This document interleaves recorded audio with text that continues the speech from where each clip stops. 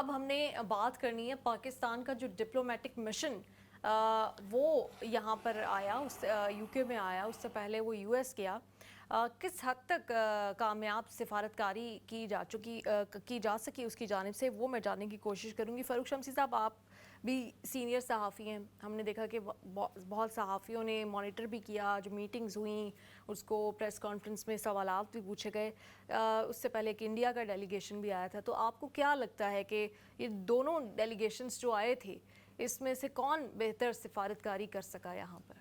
देखिए जी, मेरा तो बड़ा इस मामले में क्लियर ओपिनियन है, और ये ओपिनियन मैंने सिर्फ इस बात पे नहीं बनाया कि मैं एक पाकिस्तानी हूँ और मैं एक आम पाकिस्तानी हूँ। मैं तो अपने को साफ़ी भी नहीं कहता, आप सीनियर कहते हैं, आपको शुक्रिया। लेकिन आम जो मैं देखता हूँ उस चीज़ को, मैं दो पहलू से देखता हूँ। पाकिस्तानी मीडिया क्या कह रहा है, इंडियन मीडिया क्या कह रहा है, और फिर मैं देखूँ इंटरनेशनल मीडिया क्या कह रहा है। क्योंकि कोई भी कहानी होती है उसके कई रुख होते हैं।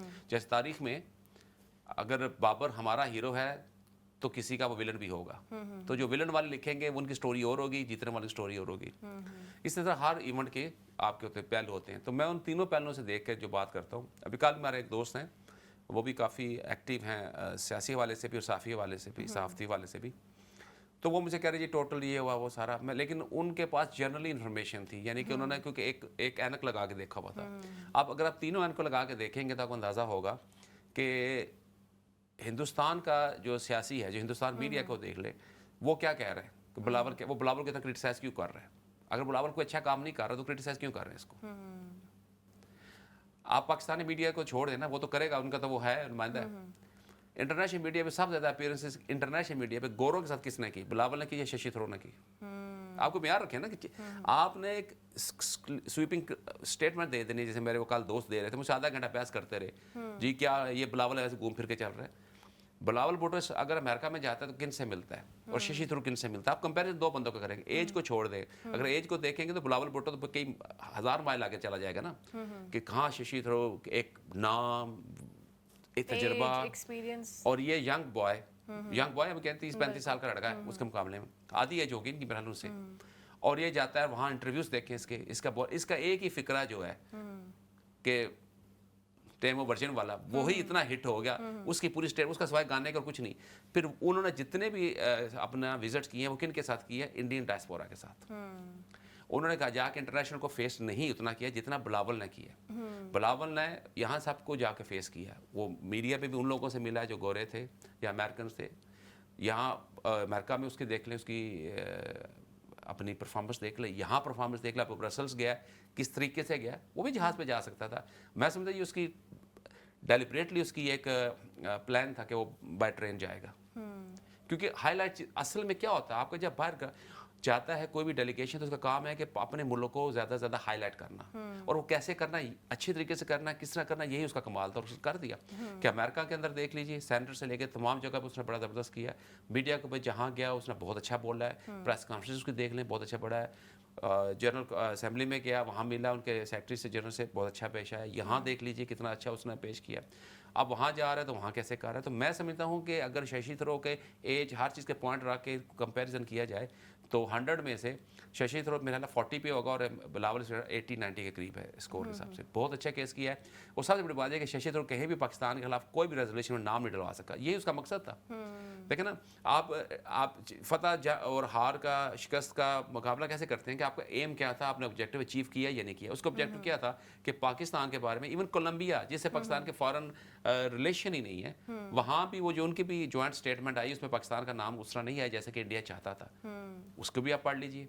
तो हर जगह नाकाम हुआ, इसी वजह से इंडिया ने भी उस पर क्रिटिसाइज किया जा रहा है, भाई तुम करके क्या आए हो। क्योंकि असल में मेरा ख्याल है उसमें एक चीज़ जो मुझे नज़र आ रही है वो ये है कि बिलावल का जो विजन है और शशि थरूर का विजन में डिफरेंस है।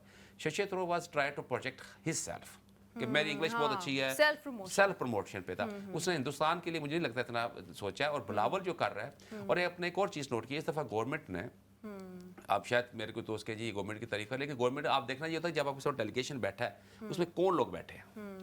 आप देखिए उसके अंदर Bilawal Bhutto one of finest speaker है, उसके एक अपनी आप देखें उसके ब्लड में है, जीन्स में चीज़, हिना रबानी खार, नो डाउट अपना दौर उसका बेहतरीन रहा है। फिर उसके साथ शहरी रहमान, फिर आप देखें तसद्दुक मलिक, बेहतरीन बोलता है, अमेरिका से पढ़ा लिखा आदमी है। फिर वो जिलानी साहब थे, साहब का जो थे, आप देखिए उसके बाद वो गुलाम दस्तगीर साहब का बेटा भी थे, खुर्रम दस्तगीर साहब भी, वो भी बड़ा अच्छा बोलते हैं। यानी कि जो बंदे डाले थे, अगर आप सारों को बिठा दें, उनकी पर्सनैलिटी को करें और इधर हिंदुस्तान का डेलीगेशन बिठा दें, और अगर आप बीच में न्यूट्रल आदमी बता के बात करवाएं, तो मैं कहता हूँ जी कि ये डिस्कशन जो है ये आधा घंटा नहीं वो खड़े हो सकते इनके मुकाबले में, जितना इनका नॉलेज था, जिस तरह ये बिहेव कर रहे थे, जिस तरह ये लेके चल रहे थे अपने पूरे टूर को।